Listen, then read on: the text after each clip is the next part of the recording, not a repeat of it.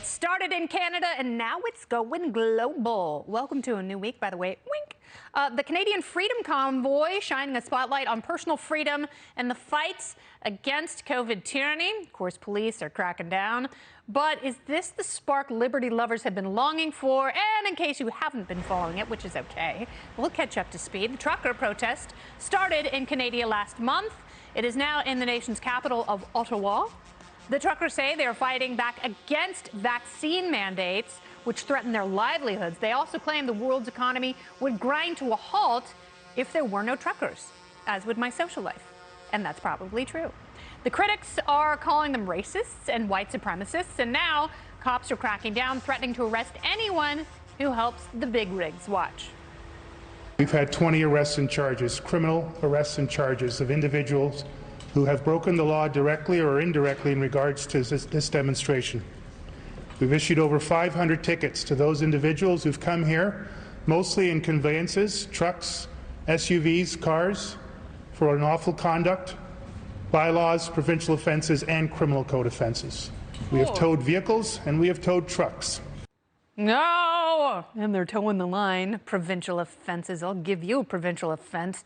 But the toothpaste is already out of the barn. Solidarity protests have popped up in the Netherlands, New Zealand, Australia, and right here in the USA. One of the organizers of the U.S. protest says this is not a red or blue political fight. It's about your stuff. In no way is this a right-wing issue or a left-wing issue. This is not anti-vax. This is about your rights as a human being, and then, of course, as an American, your constitutional rights. So will these freedom convoys finally open our eyes to pandemic fascism? Here with me now, heavy-haul truck driver and the host of the Naturalist Capitalist. I'm surprised he's wearing clothes with a podcast called that. Reed Coverdale joins me. Hi, Reed. How you doing, Kennedy?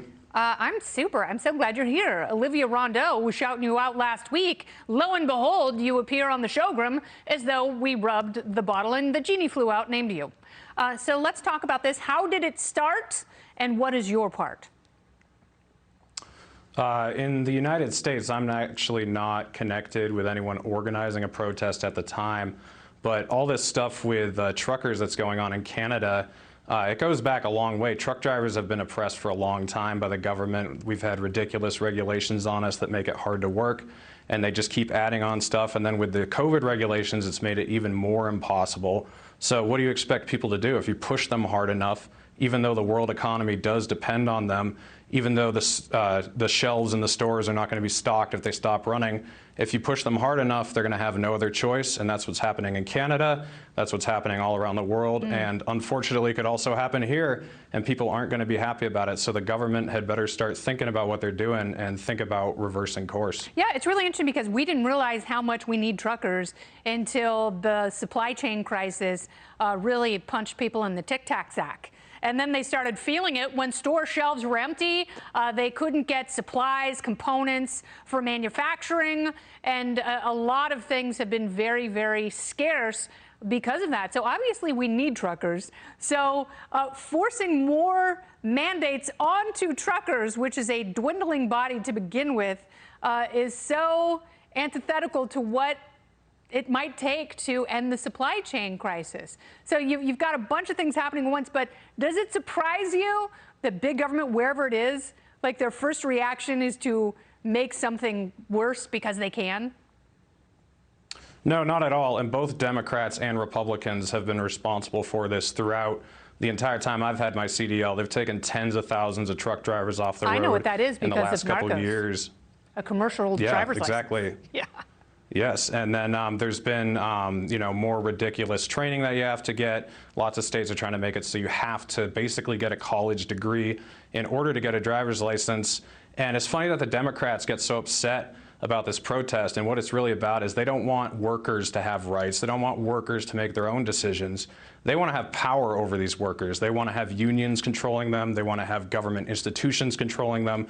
They're angry that workers are trying to make their own individual decisions. You ask your average worker what he thinks about OSHA, what he thinks about unions, you'll find a huge disparity between what the people who claim to be for workers' rights and what the actual workers out in the field think. Yeah, and we saw that big disconnect in the 2016 presidential election here in these United States. But it's really interesting. I mean, it's solitary work, isn't it? You're not around a bunch of people. It's not a collective the way it might be on a factory floor.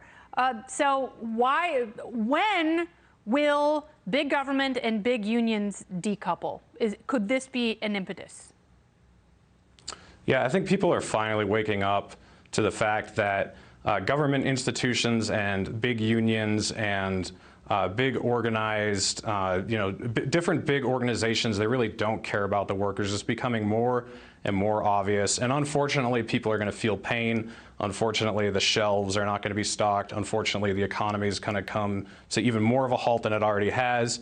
And I just hope people start waking up and realizing that the problem is the government. The problem is centralization. Yes. We need to decentralize. We need to take ownership over our own lives again. And we need to live and let live, or this country is going to end as we know it. Who cares about workers more, AOC or Dave Smith? Dave Smith 2024, by the way. He's my man all the way. See, I knew you'd like that one. Reed Coverdale, thanks so much. Appreciate talking to you. Thank you, Kennedy. He's such a naturalist.